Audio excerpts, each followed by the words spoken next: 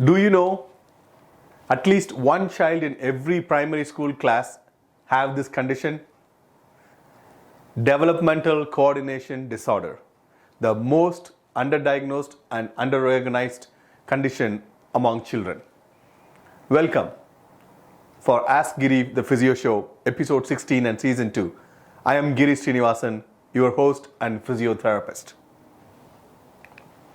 Yes, as I mentioned, this is one of the conditions which is most underdiagnosed and underrecognized because just a clumsy child. People think, oh, just a clumsy child. He cannot tie his shoes. He cannot throw a ball. He falls very often, right? He's not very attentive in things. He always plays video games. These are the complaints we normally hear either from the parents or the teachers or the peers. But we have to get in to know what's actually going on. This is a chronic but usually permanent condition. Developmental coordination disorder, otherwise called as DCD, sometimes called as dyspraxia as well, right?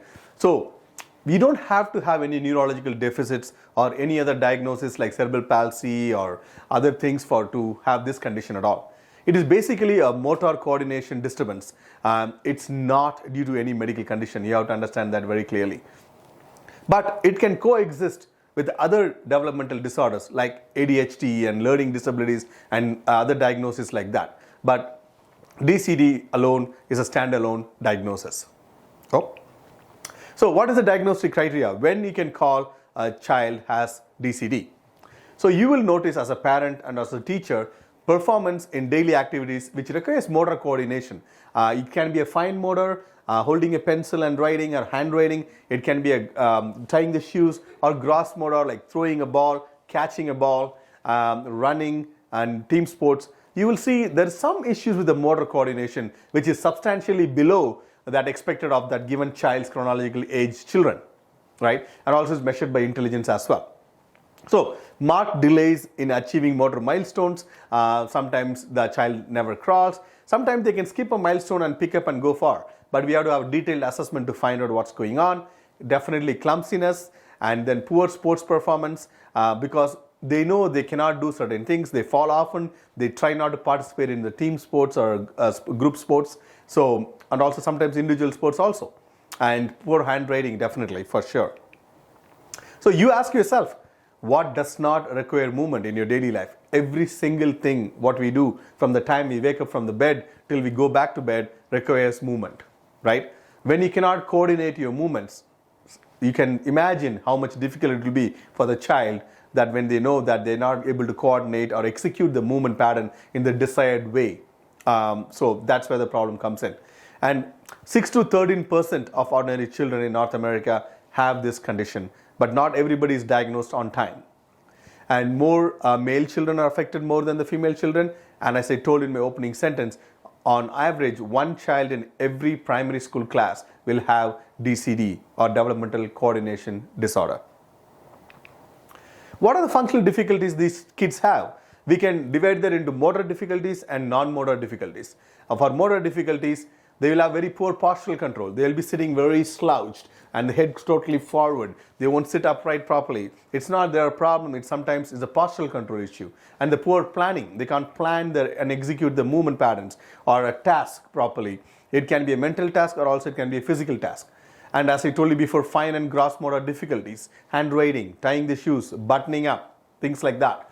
Balance issues also. They might fall very often. They walk, they trip on their own legs sometimes, and they cannot walk on a straight line. They have to go this way and that way. Some balance issues can also come. So these difficulties, I'm not going in depth in pathology.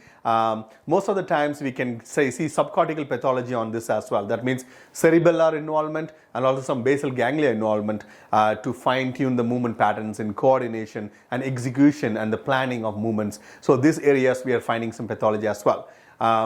In a lot of these functional MRIs and advanced imaging techniques, they also found some deficiencies in water uptake in the axons of the neurons for this condition as well in some of the areas. That's not the purpose of this discussion today, so we're not going in depth on pathology part. So these are the motor difficulties a child might have. What are the non-motor difficulties? Organization. Okay, because organization needs a lot of planning, a lot of priority and task-specific things, but these kids will have some problems with that. Social interaction, because they cannot execute good motor activities, they cannot do proper planning. Sometimes they kind of isolate themselves from other kids. You can see that social interaction will be very less on this kids. And with something is called like, negative involvement cycle. Like, they know that they can't do something, and then so they don't do that thing. Because they don't do that thing, they kind of stay idle. So that leads to weight gain, and then that is to low self-esteem. Then that cycle again follows. He cannot do, so don't do. Then weight gain, low self-esteem, then again. So that's called the negative involvement cycle. You can see this cycle among some of these children, which as a parent and a teacher and a therapist, it's our job to identify that and correct that and break that cycle for these kids to excel and to do well in the community, in the school, and at home, and with social interaction. So this motor and non-motor, if you combine these two, that leads to the impact. What kind of impact these kids would have, either at school or at home, right? Bullying. Sometimes these kids will be bullied at school, and they are always very anxious, and they'll be depressed because they're not able to participate in a lot of things, and always people are complaining about these kids. And weight gain, because they're not participating in a lot of motor activities, and their low self-esteem. So these are the impact a child can have because of these motor and non-motor difficulties. So there are three main subtypes of this DCD. The main one is ideomotor dyspraxia, we call it, which is IM. So most of the characteristics would be motor related. That means movement related. It can be fine motor, it can be a gross motor. Not every DCD child is the same. They might exhibit with different patterns, and then sometimes more balance issues than gross motor. And the other category is visuospatial or constructional dyspraxia. So these kids will have a lot of spatial disorientation, depth perception, planning in space, some balance issues as well. So they exhibit more of these symptoms. And also you have a mixed category, mixed subtype, where they exhibit both of these types as well. So what are the problems these children face in real life situations, right? For others, they might be, appear very inattentive because they have their own difficulties in stabilizing the joints and the bodies to organize the body in space. So when the people see these kids, they think, oh, this child is not paying attention. So it's maybe ADHD, right? So sometimes you have to go in depth to diagnose a child for DCD. Okay, not every child who's not showing attention is ADHD, right? So that's very important. And the contribution of motor activities, right, motor difficulties to academic and social activities usually are overlooked. Okay, they always think, oh, he's not doing this maths very well, he's not solving this problem very well. But a lot of these problems can be because of a lack of motor problems, motor issues, right? And there is no typical child with DCD. As I told you before, every child will exhibit combination of multitude of symptoms and signs. It can be ideomotor, it can be visuospatial, it can be balance issues, it can be combination of that, or it can be just only the social interaction issues or self-esteem issues and low confidence issues, right? So they tend to adapt into more passive interests, like sitting in the sofa and playing video games, spending so much time on the iPads or iPhones, because they know when they go do some activity that might bring out their weaknesses, and others might comment on it. So they kind of pull into the shell, right? So that we have to identify that pattern as well. And they fatigue more easily, and also because of inactivity, risk for obesity is also very common among these children. So these children do not outgrow clumsiness. A clumsy child will grow into a clumsy adult, right? So there is DCD also in adult, and we do diagnose DCD in adults. They grow into it if not corrected, and it can cause some other issues in the adult also. The same kind of issues, motor issues, non-motor issues, and it impact the adult lives as well. So what do we do as physical therapists? We identify these children. Usually parents or teachers would identify, or a physician or pediatrician would identify. There will be appropriate referral. Sometimes parents directly identify that. They Google and find a pediatric physical therapist like us, and then they call and come in. So we kind of check on this. Detailed history taking from the parents, sometimes even from the teachers. Good clinical examination, mainly observation of the motor patterns. A lot of different motor patterns we observe and make the child to do different things and identify what is missing for that child, which would the same chronological age children might easily would do. So that kind of comparison and clinical examination is needed by a pediatric physical therapist like one of us. And parental and child report. We have questionnaires to give it to parents to complete the DCDQ, the developmental coordination Q, DCDQ questionnaire is for the parents to complete and for them, and we have questionnaires for teachers to complete. And physical therapists, we do some objective measurements, and the child can complete some questionnaires. There are a lot of things comes together to diagnose a child with DCD.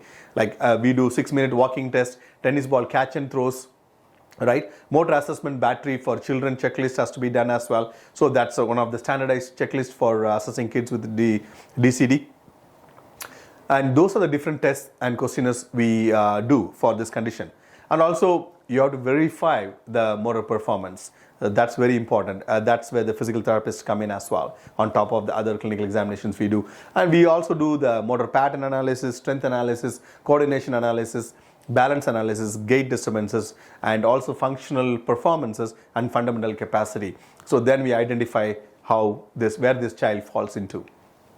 So it is a multidisciplinary team approach for identifying and working with the children with the DCD. The child is the center of the team, then the parents, big role from the parents, big role from the teachers, and the physical therapist. Occupational therapist also plays a lot of important role in this to help the children to develop the activities of daily living and also school performances and also instrumental activities of daily living, tying the shoes, how to modify things, buttoning, unbuttoning, a lot of fine motor things. Occupational therapists come into play a very big role in this condition as well. And speech language pathologists, some of these kids might have some speech difficulties as well.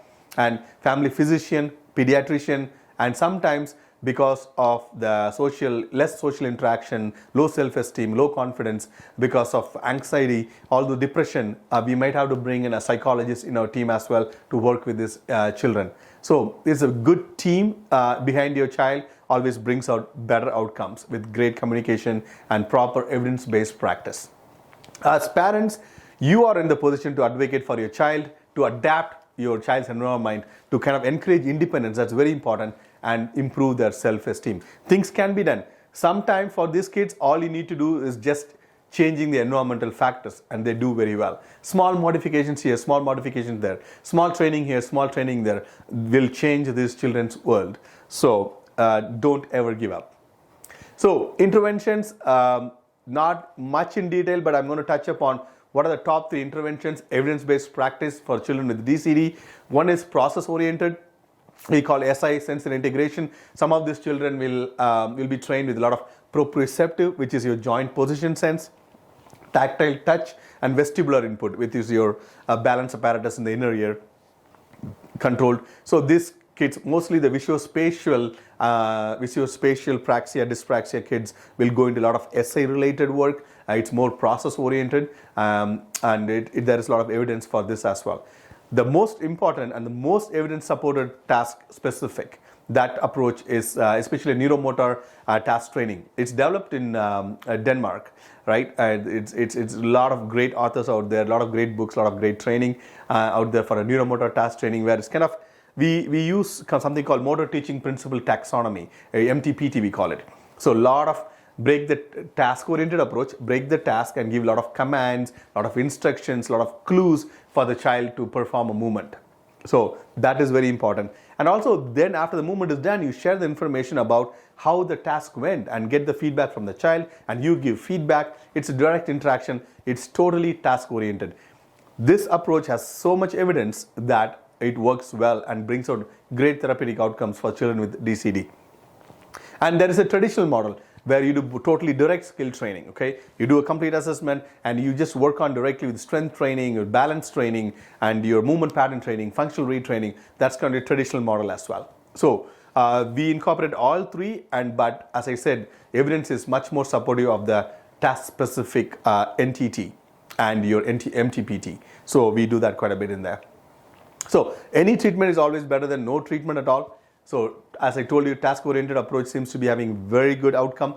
and activities for the children should be very functional and it should be relevant and meaningful to the child. So that's very important, right? We can't just do what we want to do. So we have to be very meaningful. And child will involve in determining the goals and the priorities, because it's, after all, that's his or her life, right? We are there to help. Parents and teachers has to be involved, need to be involved, and they have to be trained as well for taking care of these children. Parental and teachers training is very important, and we incorporate play and sports into this training. And it is kind of, it's not like we have half-an-hour exercise sessions for these kids. We try to include the treatment with the activities of daily living, with their functional tasks. It's not, that's how it gets better benefit, right? Including in the play and sport as well. So just to summarize how to approach the children with the DCD, the synonymous like acronym is MATCH, which is modify the task, whatever the difficulty it is, and give and take feedbacks from the children and the teachers and the parents.